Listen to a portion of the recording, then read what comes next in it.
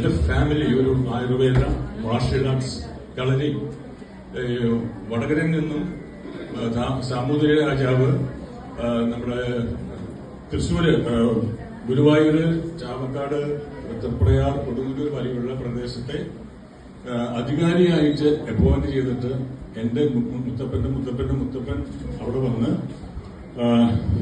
ഒരു അധികാരിയായിട്ട് കുറെ സേവനം ചെയ്ത് മുഖ്യര ആയുർവേദ ഡോക്ടർ കൂടിയാണ്. മാത്രമല്ല കളരി അഭ്യാസം കൂടിയായിരുന്നു. അപ്പോ ഞങ്ങളുടെ അതെന്റെ അമ്മയുടെ വീടാണ്. അവിടെ വെച്ച് കഴിഞ്ഞാൽ 10ാമത്തെ വയസ്സിൽ തന്നെ ഞാനും ഈ കളരി അഭ്യാസമായിട്ട് മാറി. അവിടെ അവരുടെ ആ ഒരു ഇതിന്റെ പേര് അങ്ങനെ കളരി അഭ്യാസം കൂടി പിന്നീട് കുറെ എന്റെ ജീവൻ രക്ഷപ്പെടുത്താനുള്ള എനിക്കൊരു ഒരു സഹായമായിട്ട് വന്നു എന്റെ ഒരു അഭ്യാസം.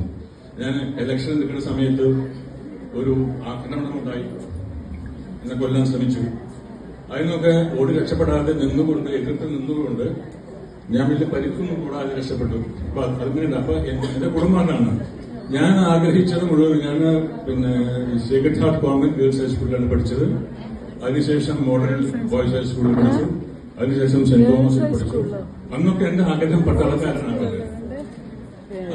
പിന്നെ വിദ്യാർത്ഥി രാഷ്ട്രീയത്തിൽ വളരെ സജീവമായിരുന്നു. അങ്ങനെ പട്ടാളക്കാരനാവാനായിട്ട് ആഗ്രഹിച്ച് അങ്ങനെ ചെന്നൈ പോയി. അവസാനം ഞാനൊരു സിനിമ നടനായി. ഞാൻ ആദ്യം ഒരു സിനിമ പ്രൊഡ്യൂസ് ചെയ്തു. ഞാൻ ഒരുപാട് വായിക്കുന്ന കൂട്ടത്തിലായിരുന്നു. 8ാം ക്ലാസ് മുതൽ എന്റെ അച്ഛൻ 2 ദിനപത്രങ്ങളുടെ എഡിറ്റോറിയല് പകർത്തി എഴുതി അച്ഛനെ കാണിക്കണമായിരുന്നു. അങ്ങനെ എന്റെ എഴുത്ത് തുടങ്ങി, വായന തുടങ്ങി.